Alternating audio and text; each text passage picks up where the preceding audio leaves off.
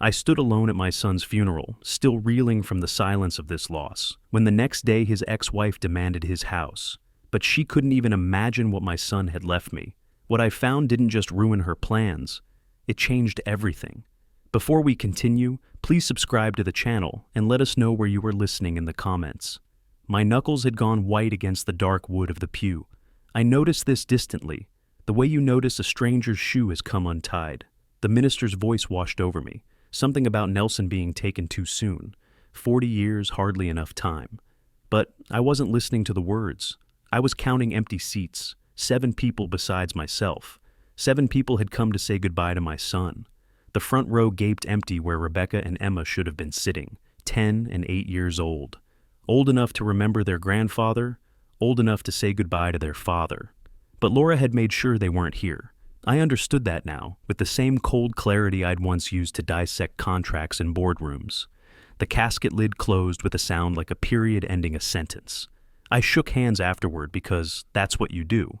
Mike Chen had worked with Nelson for 8 years at the engineering firm. He gripped my hand hard, his eyes wet. Mrs. Patterson from Nelson's Portland neighborhood brought a casserole dish wrapped in foil. 2 other colleagues whose names slid past me, the minister with his practiced sympathy face, all of them trying to fill a silence that couldn't be filled. The restaurant afterward was one of those family places with too bright lighting and laminated menus. 6 of us sat at a long table picking at food nobody wanted. I watched Mike push rice around his plate, building small walls, then flattening them. Something was working at him. He approached me as I was putting on my coat to leave. "Mr. Green," his voice dropped low. "I don't know if I should say this, but then say it." I kept my tone even, though I'd already tensed for impact. "Nelson mentioned that Laura wouldn't let the girls visit you. She told people at school functions that you were unreliable. That's the word she used." The coffee cup in my left hand trembled slightly. I set it down carefully on the table, a minor earthquake contained. "How long?" Mike's face creased with something like guilt, though he'd done nothing wrong. "At least 2 years, sir. Maybe longer." "Thank you for telling me, Mike." I meant it. "Nelson was lucky to have you as a colleague." I declined Mrs. Patterson's offer to follow me home, to make sure I was all right. "I need the drive to think," I told her, and that was true enough. The highway stretched ahead in the gathering dusk, 2 hours of asphalt and painted lines between Bend and Portland and back again. I'd made this drive every month to see Nelson before the divorce, before Laura's machinery started turning. 2 years of lies, 2 years of keeping Rebecca and Emma from their grandfather. This wasn't grief, this was strategy. Laura had planned this long before Nelson died.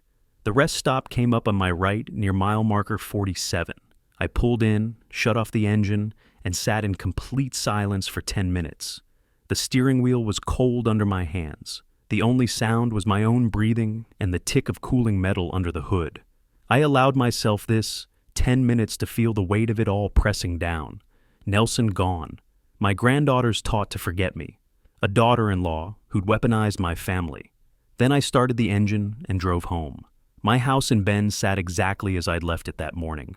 A small craftsman with a view of the mountains. The kind of place you retire to when you've spent 35 years in courtrooms and want silence. I let myself in through the side door, set my keys in the ceramic bowl Rebecca had made me in kindergarten, hung my black suit jacket over the chair. The birthday card was still on my desk where I'd kept it for 3 years. Rebecca's careful second-grade handwriting. "I love you, Grandpa. Thank you for the science kit." She'd drawn a picture of the 2 of us looking through a microscope, both stick figures wearing enormous smiles. I placed it carefully in the desk drawer, closed it with a soft click.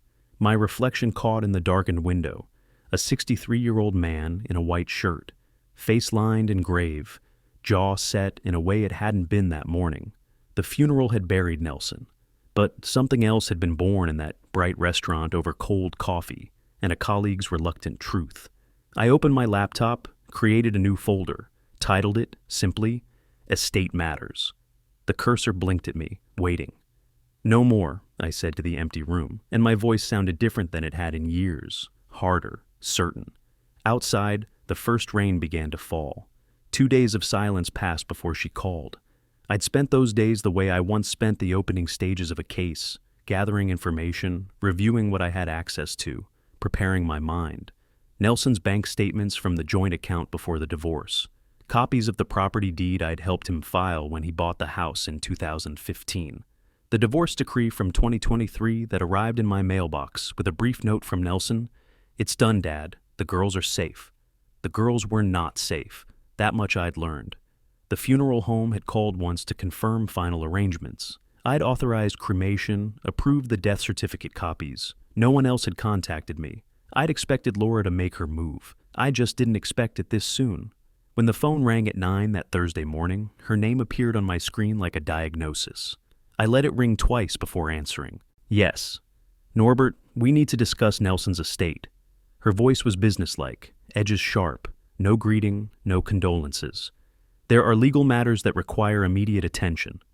"I wasn't aware you'd be involved in estate matters, Laura." A pause, brief as a held breath. "The house was joint property. I have rights. My attorney will explain everything. We'll come to you this afternoon." 2:00, I said, and hung up before she could respond. 3 hours. I had 3 hours to prepare. I set up my study the way I used to set up conference rooms before negotiations. Notepad, pen, water pitcher. The chairs positioned deliberately. Visitors would sit with their backs to the west-facing window, afternoon sun in their eyes. I would sit with the light behind me, able to see every expression, every tell. My phone went on the desk, silent record mode activated. I'd learned decades ago that people reveal more than they intend when they think they're in control. At precisely 2:00, an expensive white SUV pulled into my gravel drive. Laura emerged first, wearing a charcoal suit that probably cost more than my monthly mortgage. Her brother Saul followed. I'd met him once at Nelson's wedding, remembered him as loud and territorial. He wore a suit too nice for a man who worked construction, the kind of suit you rent to seem important. The third person was younger, maybe 35, carrying a briefcase like a shield. The lawyer. I opened the door before they could knock. "Nice place you got here," Saul said, his eyes scanning past me into the house. "Quiet. Isolated." "I prefer it that way," I replied evenly. "Fewer interruptions." They followed me to the dining room. Laura's heels clicked against my hardwood floor with metronomic precision. The lawyer, Hendricks he introduced himself, spread papers across my table with practiced efficiency. Saul stood behind Laura's chair, arms crossed, trying for intimidation. "Mr. Green, as you can see, the property at 2847 Maple Drive, Portland, was purchased during the marriage in 2015. Hendricks tapped the deed with one finger. Oregon is a community property state. Despite the divorce in 2023, the deed was never amended. I examined the documents, turning pages with deliberate slowness. Nelson had used an attorney for the divorce, a competent one, if I remembered correctly. This seemed like an oversight that would have been caught. "Nelson had an attorney handle the divorce," I said. "This seems unusual." Laura leaned forward, her expression shifting to something almost pitying. "Your son wasn't exactly detail-oriented, Norbert. Unlike some people, he trusted those around him." The dig was subtle but intentional. I noted it, filed it away. "Look, I know this is complicated for you." Laura's voice took on that particular tone people use when they're explaining things to someone they consider slow. "Estate law has changed a lot since you practiced, if you even did property law." "I practiced corporate law for 35 years, I said. "I'm familiar with contracts, ownership structures, and document authentication." Saul shifted his weight, stepping closer to my chair. "This doesn't need to be difficult, old man. Laura's entitled to what's hers. Just sign the acknowledgement." I didn't step back, didn't look up at him, kept my eyes on the papers in front of me, giving him nothing. "I don't sign documents without proper review. You'll have my response through my attorney within the week." The silence that followed had texture to it, rough and uncomfortable.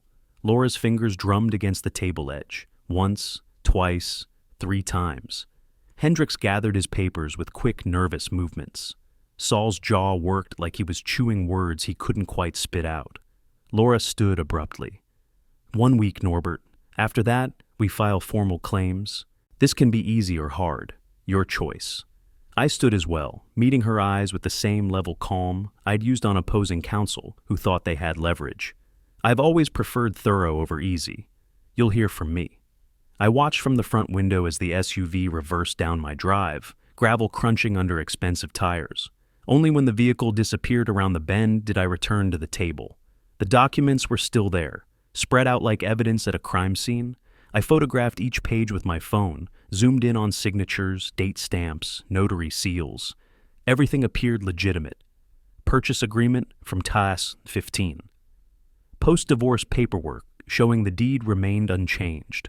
Laura's claim to half the property value seemed, on the surface, legally sound. But something bothered me. Why wait 2 days after the funeral? Why the rushed meeting, the pressure tactics, Saul's ham-fisted intimidation? What was Laura afraid I'd find if given too much time?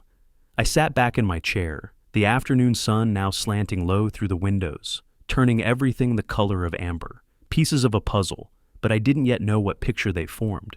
"She's desperate," I said aloud to the empty room, testing the words. "The question is, why?" Tomorrow, I'd start finding answers. The next morning, I positioned myself across from Mr. Thompson's desk, manila folder in hand. Photographs of Laura's documents arranged in careful sequence. I'd called his office at 8, gotten a 10 o'clock appointment, arrived 15 minutes early. The reception area smelled of old leather and furniture polish, the scent of established law. Thompson's office overlooked downtown Bend, morning light cutting through vertical blinds in precise angles. I slid the photographs across his mahogany desk, watching his face the way I once watched opposing counsel during depositions, looking for the tell, the flicker of recognition that something was wrong with these papers. His expression didn't change. "Mr. Green, these appear to be legitimate." He arranged them in chronological order: deed, marriage certificate, divorce decree, current assessment. The property deed, the marriage certificate, the divorce paperwork, everything is in order. My fingers tightened on the armrest. These documents, there has to be something wrong with them. The timeline, the signatures, something. I've reviewed them thoroughly. Thompson removed his reading glasses, set them beside the photographs. I wish I had better news. Nelson wouldn't have left this unresolved. I leaned forward. He was meticulous about legal matters. Sometimes personal situations cloud judgment. Thompson's voice carried the weight of experience. Even for careful people. He pulled out a legal pad, began writing. Oregon law is clear on this. Property acquired during marriage is community property. Without explicit language in the divorce transferring her interest to Nelson, she retained her 50% ownership. So she waited. The words came out harder than I intended. She waited until he died to claim what she knew was hers. That's not illegal. Arguably, it's strategic. Thompson met my eyes. Unethical, perhaps, but not criminal. He turned the legal pad toward me, numbers written in neat columns. What if we fight it anyway? Challenge the validity of her claim? On what grounds? He tapped the pen against the paper. The documents are authentic. We'd be arguing technicalities, and judges don't appreciate that. You'd spend $50,000 to maybe delay her by 6 months. Maybe. The figure sat there between us. $45,000, $60,000 minimum. I pulled the pad closer, stared at his handwriting. 2 underlines beneath minimum. So I do nothing. You accept reality. Thompson's chair creaked as he leaned back. I'm sorry. Sometimes the law doesn't deliver justice, just outcomes. The meeting ended at 11:30. I walked to my car through bright morning sunlight that felt wrong somehow, too cheerful for the news I'd just received. I settled behind the wheel, but didn't start the engine immediately. Just my hands on leather, my breathing steady, processing this first real defeat.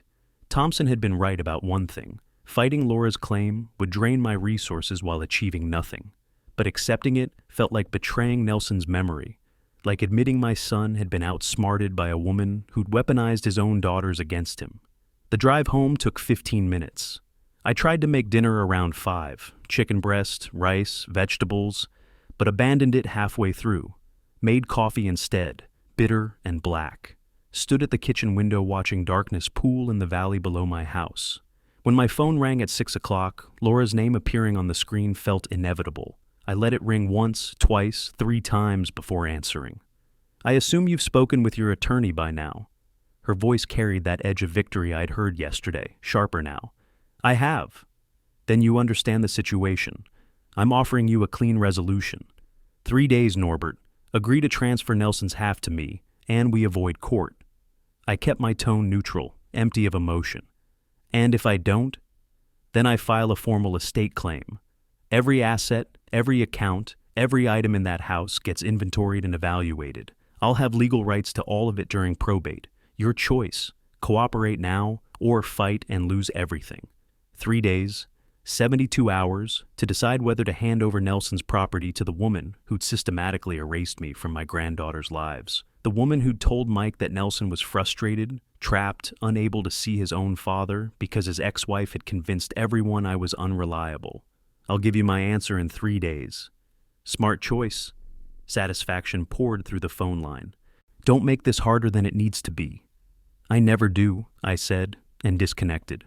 The house settled into evening quiet around me. I placed the phone on the counter, poured the coffee down the sink, it had gone cold anyway, and looked at my reflection in the dark window. 63 years old, retired attorney, widower, father of a dead son, grandfather to children who'd been taught to forget him. Laura thought she'd won. Thompson thought I'd accept reality. Even Nelson apparently had chosen not to fight. But something nagged at me, the same instinct that used to wake me at 3 a.m. during complex cases, telling me I'd missed something in the documentation. Laura was too confident, her timeline too aggressive. That meeting at my house with Saul and the lawyer, the barely concealed desperation beneath her condescension. She's too confident, I said to the empty kitchen. People that confident make mistakes. I had 3 days to respond. I'd use them. The next morning, I left before sunrise. Sleep had been shallow, broken by fragments of memory. Nelson as a child, learning to ride a bike. Nelson in his graduation gown, MBA diploma in hand. Nelson at his wedding, Laura smiling beside him, both of them so young and certain. At 5 a.m., I gave up on rest, loaded empty cardboard boxes into my truck bed, and started west on Highway 26. Dawn broke over the Cascade Mountains as I drove, gold light spilling across snow-covered peaks. The highway was nearly empty at this hour, just me and a few semi-trucks hauling freight toward Portland. 2 hours of asphalt and painted lines. Time to think about what I hoped to find. Nelson's house was at 2847 Maple Drive, a modest craftsman in a neighborhood of similar homes built in the 50s. I'd visited 3 years ago, before Laura's machinery fully turned, before the divorce made every interaction a negotiation. The house looks smaller now, as I pulled into the driveway, somehow diminished. Neighbors' windows showed morning activity, kitchen lights, figures moving behind curtains. But Nelson's house felt abandoned, a place where time had stopped. I unlocked the front door with the key Nelson had given me years ago. The click echoed in morning stillness. I stepped inside, engaged the lock behind me, old habit, lawyer's caution, and stood in the entryway listening to the house settle around me. The kitchen still held dishes in the sink from before he died. A coffee mug, a cereal bowl, evidence of that last morning routine. Living room furniture sat untouched, couch, television, bookshelf, but the walls showed rectangular patches of lighter paint where family photos used to hang. Laura had already been here, taking what she wanted, erasing evidence of the life Nelson had built. I moved through rooms like documenting a crime scene, which this might well be, opening cabinets, checking drawers, cataloging what remained and what had vanished. The spare bedroom where Rebecca and Emma used to sleep during their weekend visits, empty now, just a bed frame and bare walls. Nelson's home office was at the back of the house, a converted bedroom with a window overlooking the backyard. His desk sat neat and orderly, file cabinet locked. The computer was gone. Laura had taken it, probably looking for financial records. Certificates on the wall, engineering degree, professional licenses. A framed photo of the girls taken 2 years ago. The bookshelf held technical manuals, industry journals, a few novels. And there, on the middle shelf, the graduation gift I'd given him in 2011. An antique desk clock, brass and walnut, elegant in its simplicity. I picked it up, felt the weight of memory in my hands. Nelson opening the box at his MBA graduation dinner, his surprised laugh, promising to keep it on his desk wherever life took him. The clock had stopped running years ago, but he'd kept it anyway. Except the weight was wrong, heavier than it should be. I turned it over, examining the base. A small compartment that hadn't been there originally fitted so perfectly I almost missed it. The catch released with a soft click. Inside, wrapped in white paper, a USB flash drive, and written on the paper in Nelson's handwriting, "Dad." My breath caught. I returned to the desk, pulled my laptop from my bag, inserted the drive with fingers that wanted to tremble, but didn't. One file, video, recorded on a phone camera, dated 1 week before Nelson's death. I pressed play. Nelson appeared on screen, sitting in this same office, late evening light coming through the window behind him. He looked tired, older than his 40 years, but his eyes held determination I recognized, the same look he'd had as a child when facing a bully on the playground. "Dad, if you're watching this, I'm gone. I'm sorry it came to this. I should have been stronger, should have fought harder. But I need you to finish what I started." His voice filled the empty office, so familiar it hurt. "Laura thinks she's won with the house. Let her think that. She doesn't know I've been documenting everything, every hidden account, every forged receipt she used in the divorce, every lie she told. I found it all." I leaned forward, elbows on the desk, face lit by the screen's glow. Columbia Bank, downtown Portland, safe deposit box, 1987. That was our old apartment number, remember? Before Mom passed. The code is 1987. Everything's there. Bank statements, emails, recordings. Enough to bury her legally. The video showed Nelson pausing, rubbing his face with both hands. When he looked back at the camera, his expression had softened. "I know I let her keep us apart. I was afraid of losing the girls completely. That was cowardly. I'm sorry I didn't stand up to her sooner. I'm sorry for a lot of things." My jaw tightened, muscles corded in my neck. "You taught me that justice matters more than peace. I forgot that for a while. Don't let her get away with this, Dad. She's counting on you being too grief-stricken to fight. Prove her wrong. Make her understand she picked the wrong family to betray." The screen went black. I didn't move for several minutes, just the sound of my breathing in the quiet office, my son's voice still echoing in my mind, the first time I'd heard him speak since the funeral, the last message he'd ever leave me. Finally, I removed the drive, closed my laptop, stood and looked around the office one more time, the desk where he'd sat, the window where evening light had fallen across his shoulders, the bookshelf that held his final secret. I touched the desk surface where his hands must have rested while recording. Smooth wood, worn at the edges from years of use. "I will, son," I said to the empty room. "I promise." The bank opened at 9. I had 45 minutes. I reached the bank 20 minutes before opening. The drive from Nelson's house took 15 minutes through morning traffic, past brick storefronts and coffee shops just raising their metal shutters. I parked across the street from Columbia Bank's main branch, a granite building with tall windows and brass fixtures that suggested permanence and security. The flash drive sat heavy in my jacket pocket, Nelson's voice still echoing in my mind. Box 1987. Code 1987. Everything you need. I reviewed what I knew while waiting. Nelson had left evidence of Laura's crimes, financial records, emails, proof she'd manipulated the divorce. The question was whether it would be enough, whether my son's final strategy could actually work. At 9 o'clock sharp, the glass doors unlocked. I crossed the street, entered the marble lobby with its high ceilings and hushed efficiency. The safe deposit section occupied the left side of the main floor, separated by a mahogany counter. A young woman wearing a name tag that read Jessica looked up as I approached. "I need to access box 1987, I said. "Certainly. May I have your name and identification, please?" I slid my driver's license across the polished surface. "Norbert Green. I'm the executor of the box holder's estate." Her fingers moved across her keyboard, eyes scanning her screen. A brief hesitation, then that carefully neutral expression bank employees master when complications arise. "The box is registered to Nelson Green. Without the physical key, I'll need proof of executor status or a court order." "Nelson was my son." I kept my voice even, matter of fact. "He passed 2 weeks ago. I have the secondary access code he left me. Let me speak with my supervisor about the code protocol." She disappeared through a side door, leaving me alone at the counter. The bank continued its quiet morning routine around me. An elderly couple at the teller window, a man in a business suit depositing checks. everyone moving through their ordinary financial transactions, while I stood waiting to uncover my son's evidence of fraud. Jessica returned with an older woman whose silver hair was pulled back in a neat bun. Her name tag read, Mrs. Chen, branch manager. Mr. Green, I'm sorry for your loss. Her voice carried practiced sympathy, but her eyes assessed me with professional scrutiny.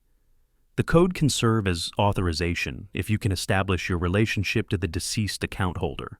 Do you have documentation? I produced the funeral program from my inside pocket.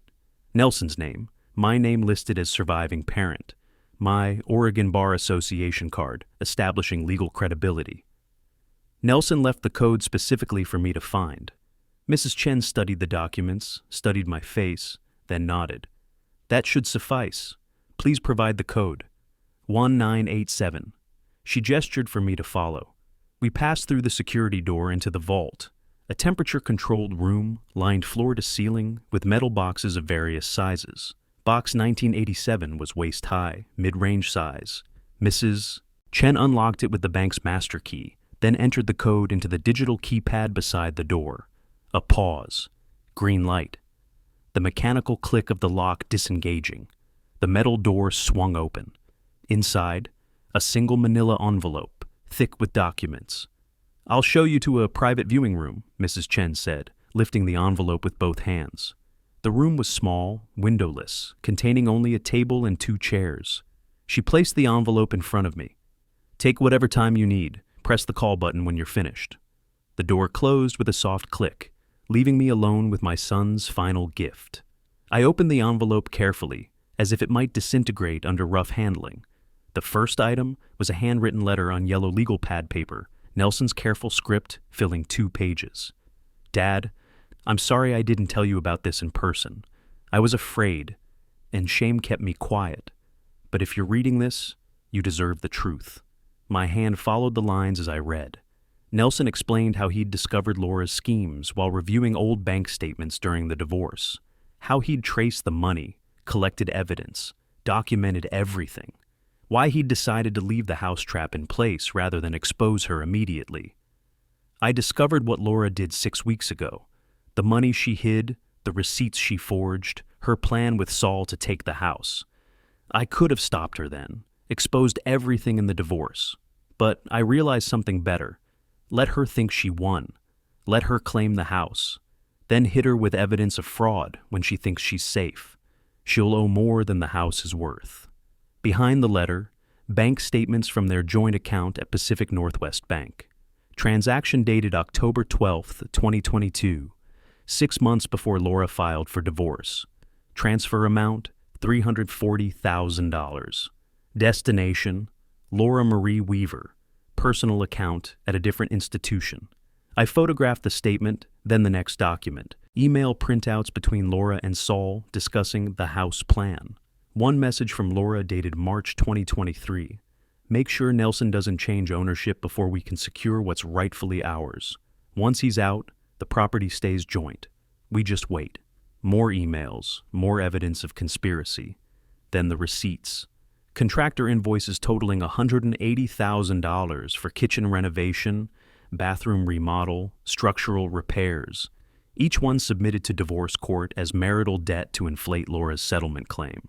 I recognized the format, professional letterhead, detailed line items, signatures. They looked legitimate, except Nelson's notation on each one in red ink. Never performed, check contractor records. Phone records showing Laura contacted a divorce attorney 8 months before telling Nelson she wanted to separate. Calendar entries tracking her meetings with Saul, with financial advisors, with real estate appraisers. Everything documenting premeditation, planning, conspiracy to defraud. I spread the documents across the small table in deliberate order. Bank statements forming one column, emails another, receipts a third. The visual organization of a case being built. Evidence categorized by type and evidential weight. The house was worth $650,000.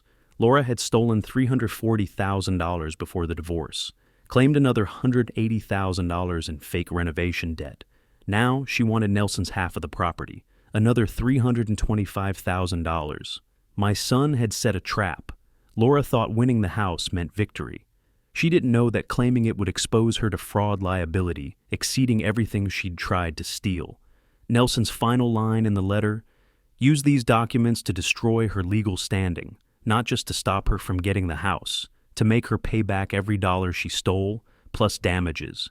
She deserves nothing. And Dad, protect the girls.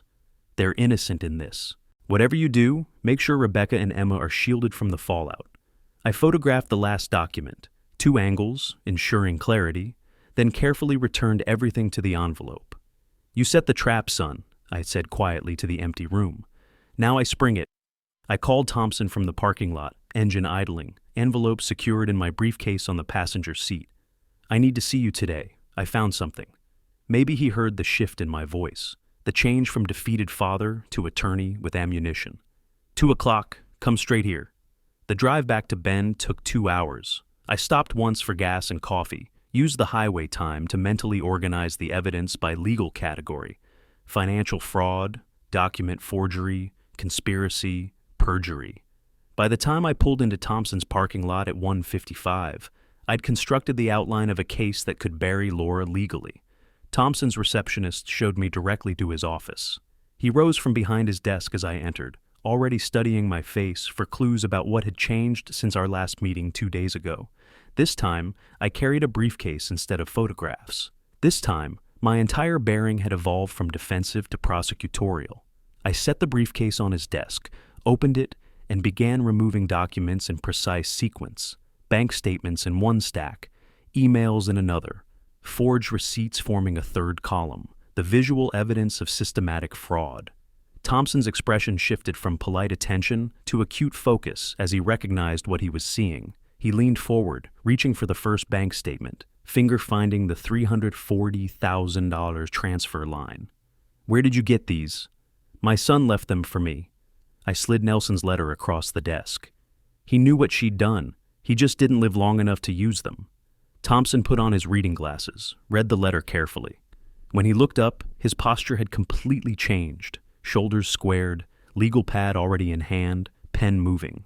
The attorney who'd recommended surrender now saw a winnable case. These bank statements show clear asset concealment. He cross-referenced dates between different documents. The transfers happened 6 months before she filed for divorce. That establishes premeditation. Can we prove the renovation receipts are fake? We'll need forensic accounting, but these look forged. The contractor names, the invoice formats. I've seen fabricated receipts before. Daniel Crawford can verify. He pulled out his calculator, began entering figures. $340,000 stolen, times 3 for treble damages under Oregon fraud statutes, plus $180,000 in forged receipts, plus court costs and attorney fees. He wrote the final number on his pad, turned it so I could see $20,000 minimum, 2 underlines beneath it. She expects an answer tomorrow, I said. Do I fight her claim on the house or let it proceed? Thompson understood immediately. Let it proceed. If we show our hand now, she'll claim the evidence is fabricated, tie us up in discovery for months. But if she takes possession through her legitimate claim, then we hit her with the fraud suit. She can't claim innocence. She'll have committed perjury in the estate proceedings. We spent the next hour mapping strategy. Laura's 3-day deadline expired tomorrow. I would agree to her terms, let her file for the house. That process would take 30 to 45 days in probate court. Meanwhile, Thompson would prepare the fraud lawsuit, but wouldn't file until after Laura's claim was approved. By then, we'd have forensic accounting documenting every dollar she'd stolen. I need to bring in Daniel Crawford, Thompson said, reaching for his phone. He's expensive, $350 per hour, but he's thorough and his analysis holds up under cross-examination. Hire him. I didn't hesitate. I want documentation so thorough that Laura's own attorney advises her to settle. Thompson dialed, put the call on speaker. Daniel, I need forensic accounting on a marriage fraud case. Evidence suggests $340,000 in hidden transfers, forged documentation. Can you take it? The voice that came through carried confidence earned over years of financial investigation. Send me what you have. If the numbers tell a story, I'll document it. For this level of analysis, we're looking at $15,000 to $20,000 in accounting fees before trial, Thompson warned after ending the call. Whatever it costs. I want every dollar Laura stole documented with evidence that would satisfy an appeals court. Thompson made notes on his legal pad, creating a timeline. From this moment, we assume Laura is watching for any sign you're planning something. No unusual behavior, no contact beyond absolutely necessary, no hints to anyone. She needs to believe you've accepted defeat. I met his eyes across the desk. I've spent 2 years watching her manipulate my family. I can spend 2 months watching her walk into a trap. He nodded, satisfied. When you agree to her terms tomorrow, you'll need to sound defeated. Can you do that convincingly? I've been practicing law since before Laura was born. I know how to control a courtroom. I can control a phone call. We reviewed the timeline one more time. Tomorrow, false capitulation. Next 30 days, Laura files her house claim. I appear to withdraw from estate matters. Behind the scenes, Crawford traces the $340,000, verifies the renovation receipts are fake, builds an accounting analysis that documents every aspect of her fraud. Day 45. Probate court approves Laura's claim. Day 46. We file the fraud lawsuit with a motion to freeze all her assets pending resolution. When we file this suit, I said as I gathered the documents back into my briefcase, I want her served in the most public way legally permissible. Personal service at her workplace? Exactly. I want everyone to know what she did. Thompson's expression held something close to satisfaction, the look of an attorney who'd found the winning argument. Then that's what we'll do. I left his office at 3:30, drove home through afternoon sunlight that seemed brighter than it had in weeks. Tomorrow morning, I would call Laura and deliver my surrender. My voice would carry defeat, resignation, a father too grief-stricken to fight his daughter-in-law's legal maneuvering. But tonight, I had evidence, I had strategy, and I had exactly what my son had left me, the means to make Laura pay for everything she'd stolen from our family. The morning after my meeting with Thompson, I made the call Laura was waiting for. I sat at my kitchen table, phone in hand, coffee cooling in its mug beside me. Outside, early March sunlight filtered through the pines, painting long shadows across my backyard. Inside, I prepared to deliver the performance of my legal career. Laura answered on the second ring, her voice carrying barely concealed eagerness. I hope you've had time to think about my offer rationally. I spoke with my attorney. I let my voice carry a slight rasp, as if exhaustion had worn me down. He says fighting this would be expensive and futile. A pause. She'd expected more resistance, wanted the satisfaction of argument. When it didn't come, her tone smoothed into false sympathy. Thompson's right. I don't want this to be contentious, Norbert, for the girl's sake. My free hand clenched into a fist beneath the table, but my voice remained perfectly defeated. The girls. Yes. I'll sign the necessary documents. I know Nelson would want us to handle this maturely. He never liked conflict. Nelson wanted a lot of things. A brief edge slipped through, calculated, controlled. Then I pulled back. I'm just tired, Laura. Tired of all of it. My attorney will send the paperwork this week. Thank you for being reasonable. I disconnected without responding, set the phone on the table, and allowed myself one moment of satisfaction. She'd believed it completely. Within 2 days, Laura filed her formal probate claim. The court documents arrived by mail, thick envelopes with Multnomah County seals, her signature on the petition claiming rightful ownership of marital property held in joint tenancy. I spread the pages across my kitchen table, underlining phrases that directly contradicted the emails Nelson had collected. Thompson called that afternoon. She's moving fast, requested expedited hearing for early April. That's desperation or greed, probably both. Let her rush, I said. Rushing leads to mistakes. Crawford found something else. The money trail leads to Saul, and it's not pretty. How not pretty? Tax evasion level not pretty. The kind that gets federal attention. Mid-March, I drove to Portland to meet Crawford in person at a downtown coffee shop, the kind with exposed brick and local art on the walls. He slid a flash drive across the table between our coffee cups. Everything's here. The money trail, the shell companies, the tax implications. It's airtight. I pocketed the drive without examining it.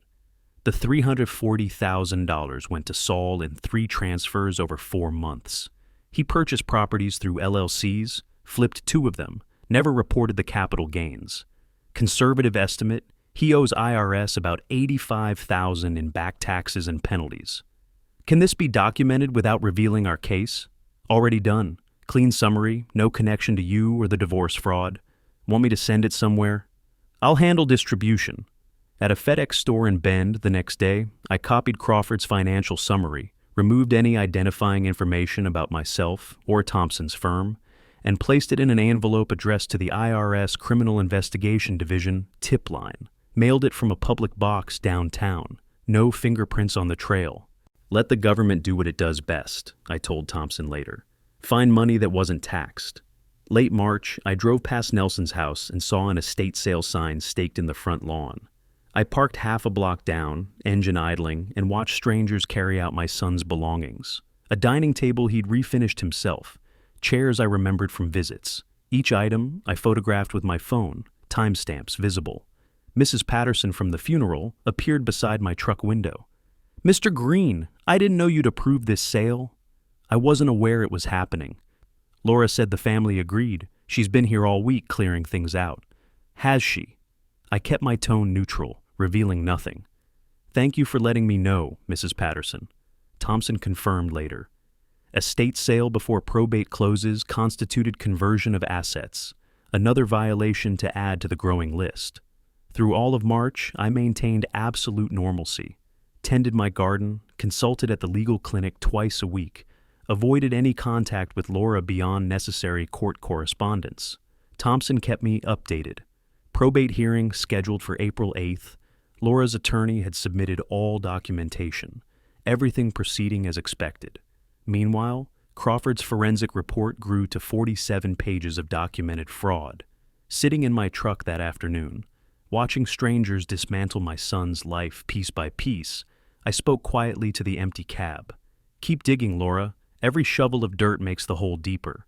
In early April, the probate hearing arrived. Laura got exactly what she wanted. The hearing took less than 30 minutes. I'd driven to Portland the night before, stayed in a modest hotel near the courthouse, reviewed Crawford's final report one more time. Morning of the hearing, I arrived early and took a seat in the back row where I could observe everything without drawing attention. Laura and her attorney sat at the plaintiff's table, documents arranged before them. Saul lounged in the front row behind them, wearing another too expensive suit. Thompson stood briefly when the judge entered, then resumed his seat beside me. Judge Morrison reviewed Laura's claim with practiced efficiency, flipping through pages of evidence. Joint ownership deed, marriage certificate, divorce decree showing no property transfer language. "Are there any objections to the estate claim?" Thompson rose. "No objection, Your Honor." I watched Laura's shoulders relax, saw her exchange a glance with her attorney. "The court finds the claim valid under Oregon probate statutes." Judge Morrison's voice carried no particular emphasis. This was routine business to him. "Ms. Weaver's joint ownership interest is established by clear documentary evidence. The property at 2847 Maple Drive is hereby awarded to the claimant, subject to standard estate closure procedures." The gavel fell. Laura turned to Saul with a triumphant smile. Her attorney outlined next steps in low tones: final estate inventory, property transfer, approximately 30 days to complete. I heard Laura ask about selling the house, her attorney confirming she could list it immediately, though sale couldn't close until estate finalized. I remained in my seat as they gathered their papers, waited until they had exited before following at a distance. Outside on the courthouse steps, spring sunshine warm on marble, I maintained 20 feet back and listened. "See? Told you he wouldn't fight." Saul clapped Laura on the back.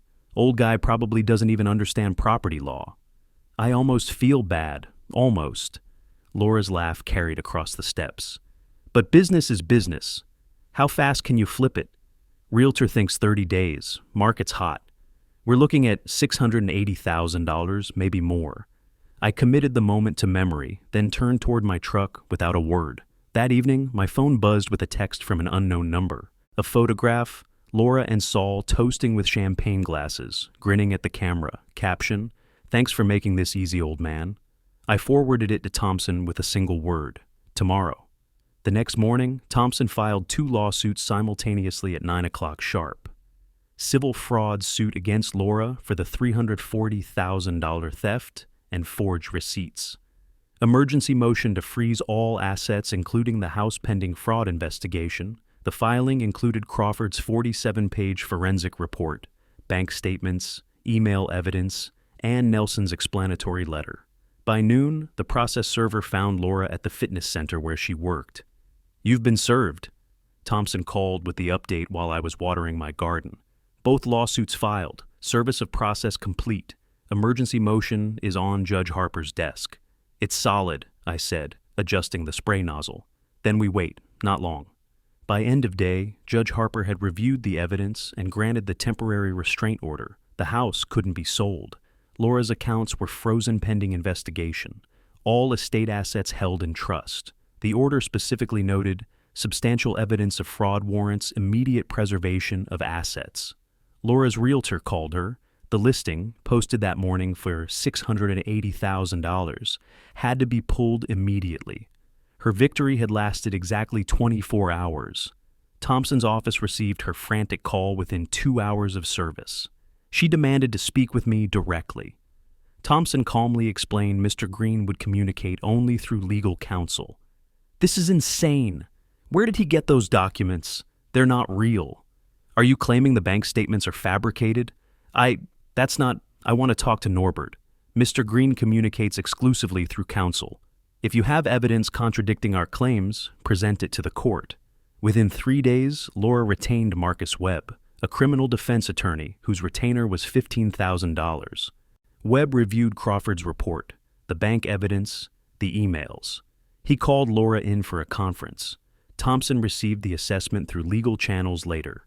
"Ms. Weaver, I've reviewed the evidence against you. The bank transfers are documented by financial institutions. The emails have metadata verification. The renovation receipts can be disproven by contractor testimony. My professional advice? Negotiate settlement immediately." Laura, according to the filing. "But I won! The judge gave me the house." Webb. "You won a probate claim. Now you're facing fraud charges. Those are separate issues, and the second one will destroy the first." Mid-April, Saul tried a different approach. He contacted Thompson's office, voice smooth with false reasonableness. "Mr. Thompson, I think there's been a misunderstanding. I have friends in Portland who know Norbert, who could help mediate this situation informally." Thompson's voice went flat. "Are you suggesting extrajudicial resolution of pending litigation?" "I'm suggesting maybe the old man doesn't understand what he's starting. People could get hurt in legal battles." This call is recorded. Any further contact constituting intimidation will be submitted to the court. "Good day, Mr. Weaver." Thompson sent me the transcript that afternoon. I was reading in my study, afternoon light slanting through the windows. "Add it to the file," I said. "Let him keep making mistakes. He doesn't realize you've been building cases for 35 years. "No." I set my book aside, looked out at the mountains beyond my window. He thought I was just a grieving father. He's learning otherwise. Over the next 3 months, the legal machinery ground forward. Laura and Saul discovered what 35 years of legal experience looked like when weaponized. The trial stretched across 3 months, from May into July. I attended every hearing, sitting in the same seat behind Thompson's table, watching the machinery of justice process evidence with institutional thoroughness. What began in February with my son's funeral reached its culmination in a Portland courtroom where truth was measured in documents, testimony, and precedent. Early May brought Crawford to the witness stand. The forensic accountant settled into the chair with the confidence of someone whose work speaks for itself. Thompson guided him through his analysis while Crawford's 47-page report appeared on courtroom screens. "Please explain to the court what you discovered regarding the October 2022 transfers." I traced $340,000 moving from joint account 4782 to Ms. Weaver's personal account 6193, then in 3 subsequent transfers to accounts controlled by Saul Weaver. Crawford's voice carried professional precision.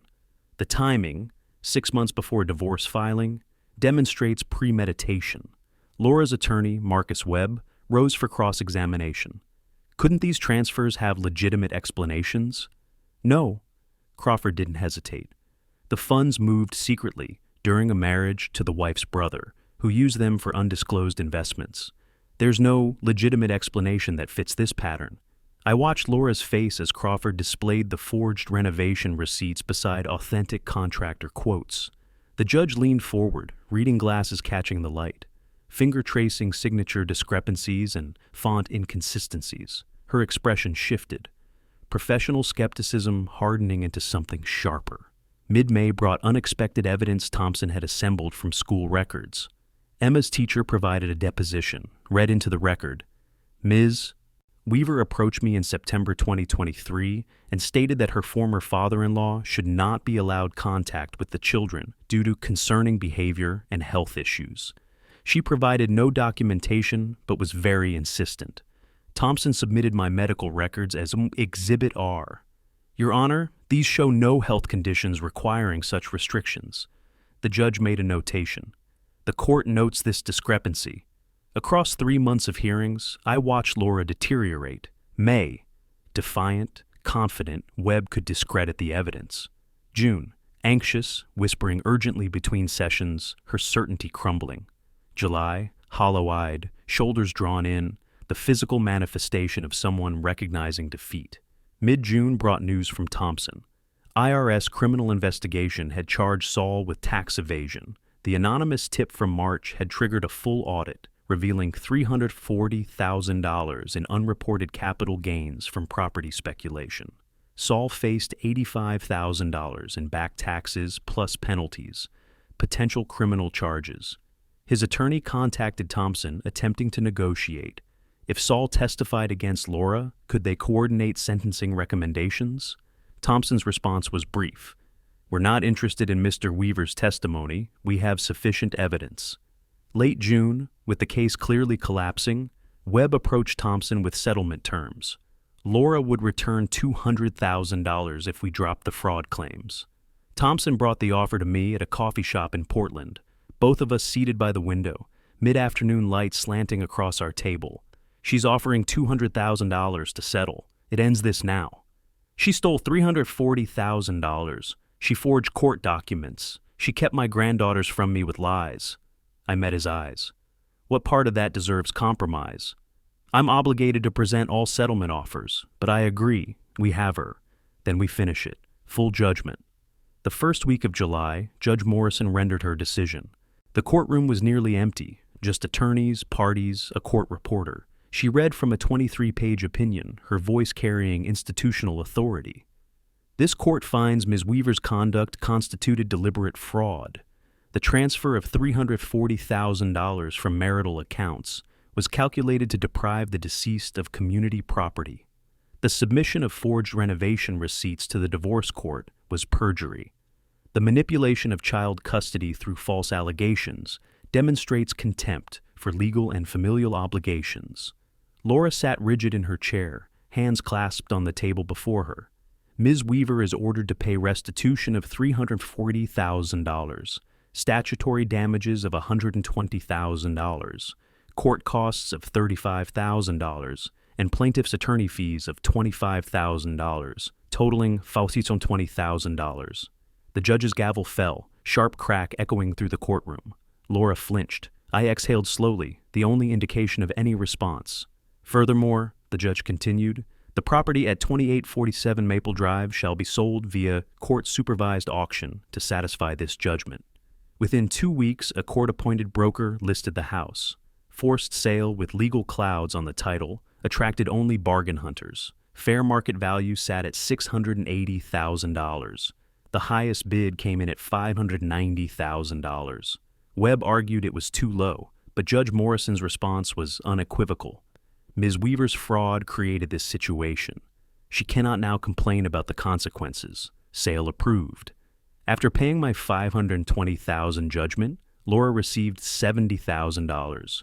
Minus her attorney fees of $28,000, she was left with $42,000 from a house worth $680,000. Thompson and I stood in the courthouse parking lot after the final hearing, July heat rising from the asphalt. It's done then. It's done. House sells, you get your judgment, she gets what's left, which won't be much. She'll still have more than she deserves. Maybe. Thompson squinted into the afternoon sun. But she'll never forget this lesson. August brought the final chapter. Early August, the house sale finalized and funds cleared. I sat in Thompson's conference room, cashier's check for $520,000 secured in my briefcase, the culmination of 5 months of legal warfare. The feeling wasn't triumph or grief, just completion. Now came the part that actually mattered. I slid a handwritten list across the polished table. Educational trust, $200,000. Visitation petition, standard grandparent rights. I want both filed this week. Thompson reviewed my notes. You're putting $200,000 into an educational trust for your granddaughters, but Laura has no access or control? Correct. The trust pays directly to schools. Rebecca and Emma benefit. Laura doesn't. She'll challenge this. Let her try. After committing fraud and losing in court, she has zero credibility. Besides, it's my money from the judgment. I can do what I want with it. Thompson's office coordinated with a trust attorney. Within 3 days, the Nelson Green Educational Trust existed. $200,000 principal structured to pay tuition, books, housing directly to accredited institutions. Rebecca and Emma were beneficiaries. Laura was explicitly excluded from any trustee role. The trust documentation included Nelson's photograph and a letter I'd written. Your father wanted you to have every opportunity. This ensures that, regardless of other circumstances, your education is secured. Family court, having reviewed evidence from the fraud trial showing Laura's false allegations, granted standard grandparent visitation, 2 weekends monthly, alternating holidays, 2 weeks each summer. Laura's attorney didn't contest. She had no credibility remaining. First visit was scheduled for August 18th. Thompson received reports through legal channels about Laura's situation. Her $42,000 from the house sale, minus remaining attorney bills, left her with approximately $14,000. She'd moved to a studio apartment. Her gym had closed during the trial, bad publicity from the fraud case. Saul's real estate business was bankrupt, his reputation destroyed. Some people might feel that's harsh, Thompson observed. Some people didn't watch their son buried alone because his ex-wife poisoned his children against the family. Some people didn't spend 2 years wondering why their granddaughters stopped calling. I'm not criticizing, just noting. I know, and I appreciate that you're checking, but I'm at peace with this. Late August, I drove to the cemetery where Nelson was buried. The grounds were quiet, just wind moving through old oak trees, sunlight filtering green through leaves. I brought a photograph from the court proceedings, the trust fund documentation with Rebecca and Emma's names prominently displayed. I knelt at the headstone, granite, simple, bearing his name and dates. My hand rested briefly on the cold surface. I kept the promise I made you, son. Laura paid for what she did. Every dollar she stole, every lie she told. The house she wanted so badly is gone. The money she hid is returned. The wind moved through the trees, a sound like breathing. More importantly, the girls are protected. The trust fund you would have wanted them to have. It exists now. $200,000 for their education. Laura can't touch it, can't manipulate it, can't take it away. I placed the photograph against the headstone, weighted it with a smooth stone so it wouldn't blow away. I see them in 2 weeks. I'll tell them about you. The real you, not the version she fed them. They'll know their father was a good man who loved them. I stood, stepped back, allowed 1 moment of silence, then turned and walked back to my truck without looking back. That evening, my phone rang. Laura's name appeared on the screen. I stared at it for 3 rings, remembering everything. Her manipulation, her lies, her greed, her contempt. The years of blocked access to my granddaughters. The phone rang a 4th time. 5th, I answered. Norbert, please, I'm begging you. Her voice was broken, desperate. I lost everything. I can barely afford. You took $340,000 that wasn't yours. You forged documents. You lied to courts and schools about me. You kept Rebecca and Emma from their grandfather for 2 years. What exactly do you think I owe you? The girls have a trust fund that will pay for their education through graduate school if they want it. They have a grandfather who will be part of their lives again. They have what they need. You have what you earned. I'm their mother, and you'll continue being their mother, but you'll never again manipulate them as leverage or lie about their family. We're done, Laura, permanently. I ended the call. Then, carefully, I navigated to her contact information, selected block, confirmed the action. The screen displayed Laura Weaver, blocked. I set the phone down and returned to my study. Outside, late summer evening painted the sky in shades of amber and rose. My garden showed the growth from months of tending, work I'd done while building my case, while watching justice unfold with institutional patience. On my desk, confirmation of the trust fund, court order granting visitation, a photograph of Rebecca and Emma from years ago when Nelson was alive and the family was whole. I opened my journal, picked up a pen, and wrote, August 28th, 2025. The legal matter is concluded. 5 months from Nelson's funeral to final judgment. Laura paid $520,000 in restitution and damages. Saul paid $85,000 to the IRS. Both learned that stealing has consequences. The Nelson Green Educational Trust is established. $200,000 ensuring my granddaughters can pursue any education they choose. Court has granted visitation rights. Tomorrow, I'll see Rebecca and Emma. I'll tell them about their father. Justice wasn't fast, but it was thorough. That's enough. I closed the journal, returned the pen to its holder, turned off the desk lamp.